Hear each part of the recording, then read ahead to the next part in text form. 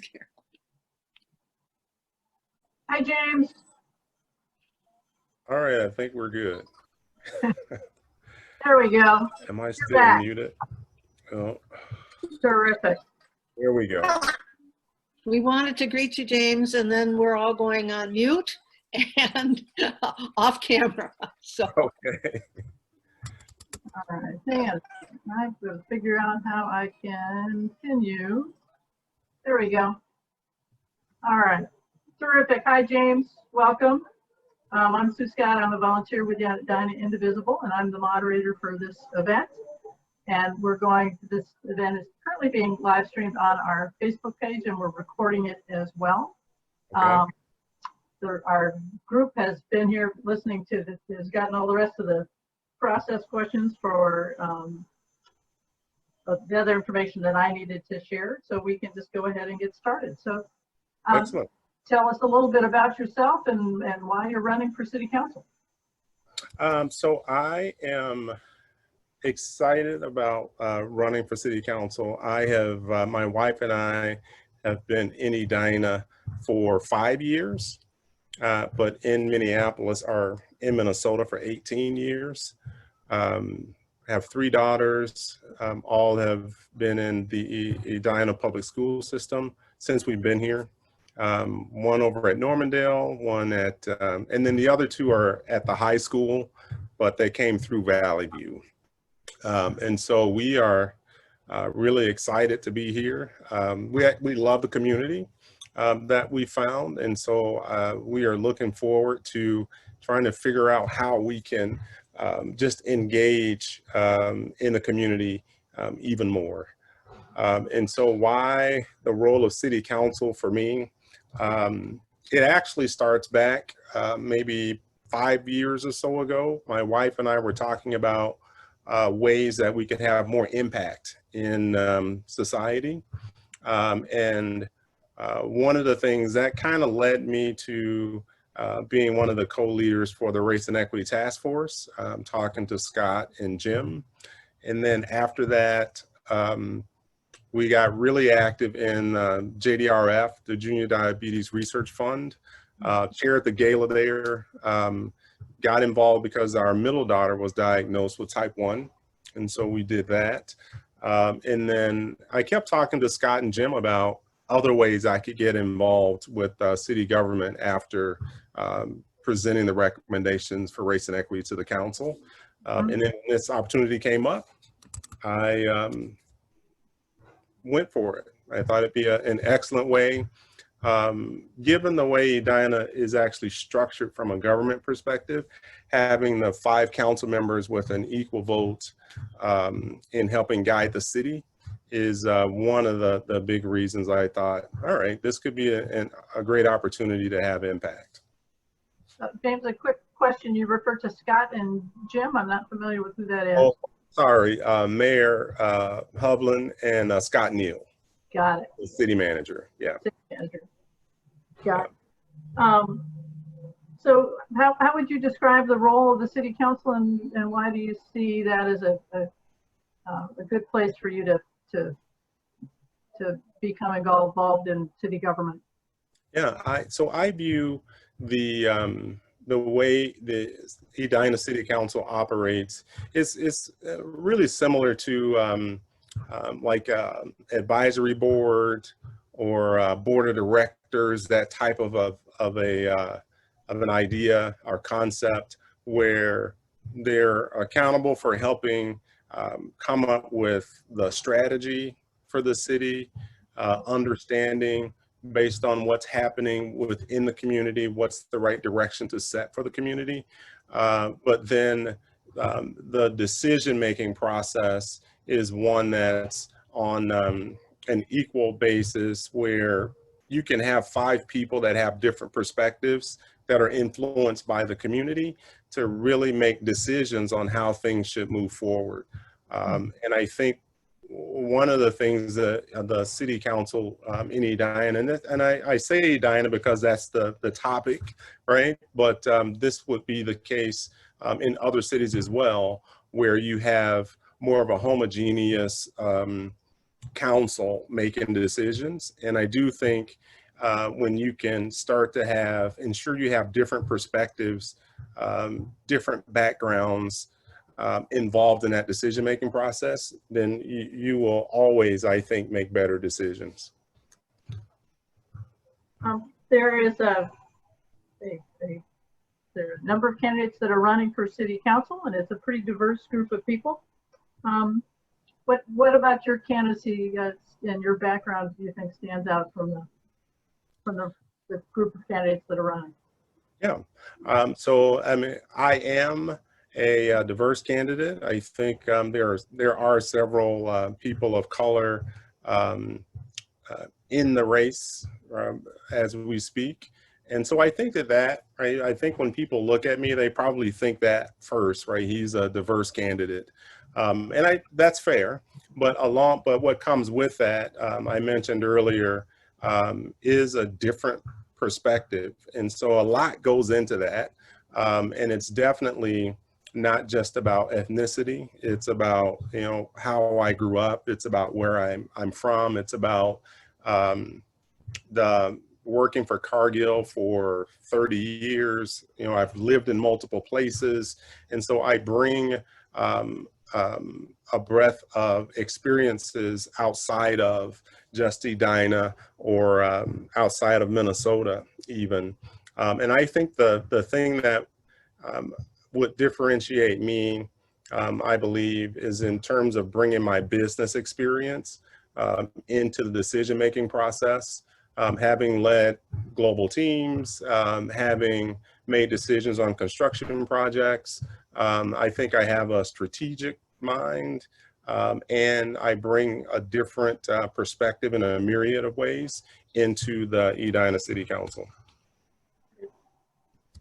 What do you see as the challenges in Edina in terms of diversity, or racial diversity, socioeconomic diversity? How would you define the challenges that we're facing as a community on that front? Yeah, I do think what you will hear a lot from me, it's a thread in how I think, and you'll hear this in my questions. It's really in my answers. It really for me is about strategy, and so forward thinking. And then part of being forward thinking means that you have to understand what are the right trends that you want to focus on, and then ensure what outcome you're looking for, and then make sure you're finding the data and getting the right input to guide you in those decisions. And so when I talk about race and equity, there's a couple of things that come to mind for me. And one of those is that the demographics in the US are shifting. And when I say that, I do think people tend to think about some of the easier ways of seeing demographics. And so we typically talk about race, we talk about age, are kind of the top two demographics I think people think about. For me, I would say that the demographics have changed, and that's not just something that's happening now. That's been happening throughout time. But what needs to be different is that we need to understand how that shift impacts our community, and then decide again what outcomes we want to influence. And so I'll give a couple of those. One of those is when you look at small to medium-sized businesses. So small to medium-sized businesses are growing. There's statistics that suggest that most of those are owned by minorities. So both gender, so women, and people of color. And I think for any community, if you're thinking into the future, to be able to sustain a community, you have to be able to attract, in that example, a large majority of those small to medium-sized businesses, especially if they are being influenced by the demographics changing. And so the best way to do that is to set a vision that says we want Edina to be viewed as the the most welcoming city in Minnesota.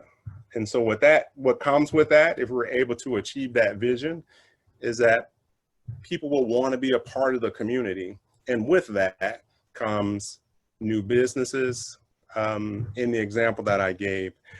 And so that is one of the things that I would say. And that vision of being welcoming takes a very broad view of race and equity and diversity and inclusion.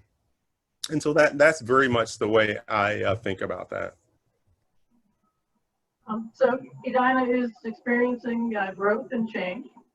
There's been a fair amount of controversy around the number of projects, with pushback from the community of development occurring in places in ways where at least the immediate neighbors don't like very much.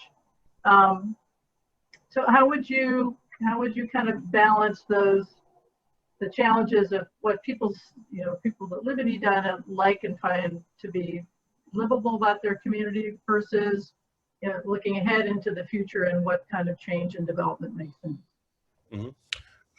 So I would start my answer there by just saying that and my wife and I actually, we do the same thing. I try to focus on remembering what I like about the community. And so I think what that does for me is it keeps my decision making in check, and it makes sure that I am getting input from the right people. And so I'm not making a decision that I'm disassociated with, if I use those terms. And so I love the fact that Edina has mature neighborhoods. They're park-like, right? There's lots of greenery. I do like the current way we're structured, where we do have what I would consider more a traditional city center. If you think of the Southdale area, is where lots of burgeoning, where lots of businesses are. You have larger complexes there. And then we do have 50th and France, would kinds of give you that small town, downtown center kind of feel. And so we like the fact that we can get out and we can walk around to those areas. And so I try to make sure I remember, okay, I like that about this. And so now if we start to talk about density, issues of density, and how what's the best way for us to bring about affordable housing, I want to look through a lens of, James, these are things you like about the community as well. So I think that helps me to try to strike the balance of how can we do both. I have one of the things that I think about, and it's kind of easy to do this when you're just answering questions. But one of the things that I have seen work that I liked is that you kind of further this concept of keeping the neighborhoods where you've got the greenery, the mature neighborhoods, the park-like feel, and you try to grow your city center area where you would add a little bit more density. And kind of the way I would think about it is, if that area is the area where we do some balanced approaches to having multiple, or having more buildings, if you will, that can help provide affordable housing, but you try to do it in a more balanced way so that we don't have 20-story buildings. That we try to do that in a balanced way to honor both,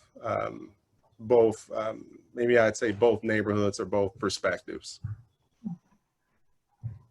What do you see as the challenges that the city is facing in terms of climate change, and ways that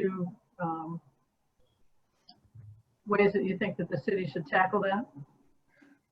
I do like what the city has done, some of the things that the city has done to date. So, some of the things I think about would be like composting. right? Those are very positive things that we're doing. What I think one of the challenges I would say is that I find that if you are able to help people understand why these changes need to occur and how they will impact them in the long run, I think we get better buy-in when we make more changes. And so one of the things that I have always been a proponent of would be alternate ways of transportation. So if that's incentivizing more electric vehicles, using more transit, right? I've been a proponent of doing those types of things. But in order for those to be successful, we do have to have a larger coalition of change within the community to understand why those things are important to impact climate change. And then the last thing I would say, and this goes a little bit beyond city council, but in order to really have a major impact on climate, we can't just do it ourselves. And so it's far more impactful if all of the communities around us are doing composting, or everyone is thinking about how we can have alternate ways of transportation and incentivize electric vehicles as an example. And so I do think we have to, as a city, try to be more ambassadors with our sister cities when we're talking about issues like climate change. So what, from your perspective, what is our current city council doing well? And amongst all of the various issues, many of which we've already discussed, what would your top two be? What would, as with limited time and energy on the board, what issues would you focus on? What issues would I focus on, or what do I think the current council is doing well? Both of those things. Both of those things. Okay. All right. Questions rolled into one. I gotcha. Okay. So one of the things that I do, there are a couple of things that I do think the city council is doing well. I think that they are active in the community. And by that, I mean, we're providing opportunities for people to share their opinions. And so I'll kind of answer your question in a compare and contrast way so that we can tie the points together. So with that first one, I think we are doing a good job of having opportunities for people to provide their opinions. However, from talking to people, so doing meet and greets or one-on-ones with neighbors, I have heard many times people say they've expressed an opinion over and over and over, but they don't necessarily feel like their opinion is being heard or their opinion is being heeded. And so I think what that means to me, one of the things that we need to do better as a city council is when we're making decisions, we need to think about how do we get buy-in along the way. Because what I find is that even if you allow people to give an opinion, but you don't help them understand the decision that you're taking, why, and why you believe that's the right decision to take, I think you get less buy-in. And I think that just causes a lot of tension in the governing process. And so one of the things that I do think would be beneficial is for us to think about what are some better ways to get more people active in the governing process so that we can get buy-in along the way. Then the harder question of all of the issues that are important to you. Yep. Pick two. What are your top two? Oh, my top two are race and equity. Mm-hmm. And my second one would be affordable housing. Okay. And race and equity, I think maybe you've heard some threads in what I've mentioned earlier. Yep. I do think moving forward, it's a great vision for us to strive for Edina being the most welcoming community in Minnesota, because I think that means we end up getting the best of everything here. And then affordable housing, goes hand in hand with that. For me, the example I like to use is, I think in most cases, you get the best services from people who live in the community where they work. And I just think it's intuitive to think the more people we can have who live here, work here, and live here, I just think overall that will be better for our community in the long run. I mean, affordable housing in this community is a real challenge. Yeah. Do you have any specific ideas about plans that you would support or would propose to try to increase the amount of affordable housing we have? I think that that one is an interesting one for sure. I believe that we need a multiple pronged approach, and so I do think there's a part of this that is related to what I would call lower income housing, and so I think oftentimes we think of that as apartment complexes, things like that. So I do think we need some lower income housing. I also have talked to neighbors who wanted to live in Edina but couldn't afford to live in Edina. And so there's this idea of there are communities around us where it's easier for a young family to go buy a starter home than it is in Edina.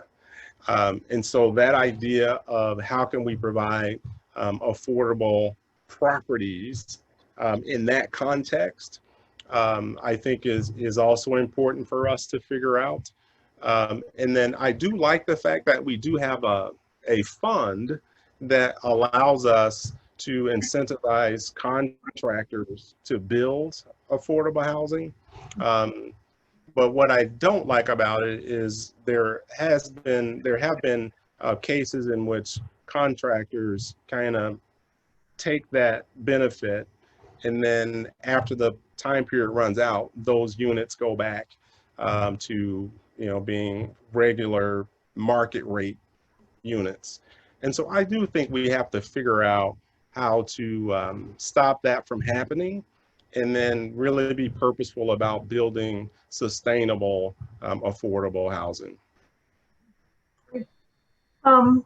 Question from one of our listeners. What is your vision for how cities and schools can partner to help and support young people? Is that how the vision for how cities and schools can help young people? Was that right? Partner, yes, can partner to help young people. Can partner to help young people. Okay. One of the things that's near and dear to me, there are kind of two things. One is, and probably the biggest one for me will be mental health. And so I think we did a school board did a nice job of coming up with a way when the pandemic hit to have seniors celebrate their graduation. That turned out to be in my opinion, a fabulous opportunity. But I think one of the things that we would really benefit from with our schools is having more of a push on what can we do to help build more mental health with our students. Because I do believe when those issues are dealt with, I think our kids are able to engage in the learning process at a deeper level. And so I would love to see us partner with local organizations to drive better mental health within our schools. Okay. Another question from one of our listeners. Are there ways that you can think of for Edina to advocate for state or county dollars to help with some of our community needs in the future? Are there projects or initiatives you have in mind? That one, no, I don't have any ideas that come to mind. But what I would say, and this would be more of a general statement, I am a big believer in if you're trying to solve tough challenges, that you go and you look at how others are doing it. And I think you can learn how not to do some things and you can bring that back, as well as it helps you generate additional ideas because you are getting multiple perspectives. So if you were to be elected to the city council, how would you continue to stay engaged with the community, with residents, to make sure that you're hearing the concerns of your constituents? One of the things that I do believe is that we do have to figure out a way, not only to get people engaged in government, but to have them participate in the process. And so you could look at the fact that we record our city council meetings and anybody can stream into those or watch those videos later. You can consider that a level of engagement, but it's not necessarily participation in the process. And so one of the things that I have thought about doing, and if I earn a seat on the council, I will do this, is to start to use technology in a way to let those who want to participate. And just an easy way to do that would be when we had our discussion around masks, should we mandate masks? There's technology where you could very easily, with people who are interested in it, they could do a little poll to just say, hey, what do you think about this? This is what we're doing. Just to help more people feel like they are a part of the process, in addition to continuing to do the videos and things like that. But I think if we're able to use more social media type concepts, I think that would help more people feel that they're a part of the process. And then those who are not connected or not using social media, I think that one of the things that I enjoy more than anything is just talking to people. And so I think that we'll never get away from that. And one of the things that I do hope, I know people have Zoom fatigue, but this is one effective way. I think that you can spend 30 minutes with a group of people. And if we did that, I think people would feel more a part of the process. And so those are some things that I expect to champion should I earn a seat on the council. That's great. James, we're bumping up against the end of our time. Some closing thoughts you'd like to share with our listeners? Yeah, just a final statement. I definitely want to earn your vote. And so if you trust me with your vote, and I do earn a seat at the table, I promise that I'll never judge anyone's reality. I think that's important. If you start to judge a person's reality, then you're not really listening. The second thing, I will always listen and respect your right to express your opinion. I may not always agree with your opinion, but definitely will always respect someone's right to express an opinion. And I will represent the entire community because that is my goal, is to represent pragmatic leadership for all. And I thank you for the time tonight. It's great to have you with us. James, I just want to make sure I have this correct. The best way, your website is Pierce4Edina, F-O-R spelled out, Pierce4Edina.com. You got more information about James and his candidacy. That is the place to go. Thank you very much. Great. Thank you. Yeah. Bye-bye. Good evening. I have just a couple of wrap-up things. Just a reminder that there are a number of ways that you can get involved with Edina Indivisible and the various projects that we're working on. One is to help get out the vote. Various activities that we're doing include bridge brigades, texting, phone banks for state and national Democratic candidates, and writing postcards to voters. If you'd like to get involved in any of these events, please contact us by email at edinaindivisible@gmail.com. We'd like to thank both Carolyn and James for joining us in this conversation. A reminder, you can get in touch with Carolyn at her website at Carolyn4Edina.com. That's Carolyn4Edina.com. And you can get in touch with James at Pierce4Edina.com, and that's the word for, F-O-R spelled out, Pierce4Edina.com. So thank you to everybody who has tuned in. Please make sure you've signed up for your absentee ballot at minvotes.org. Thank you very much and have a good evening.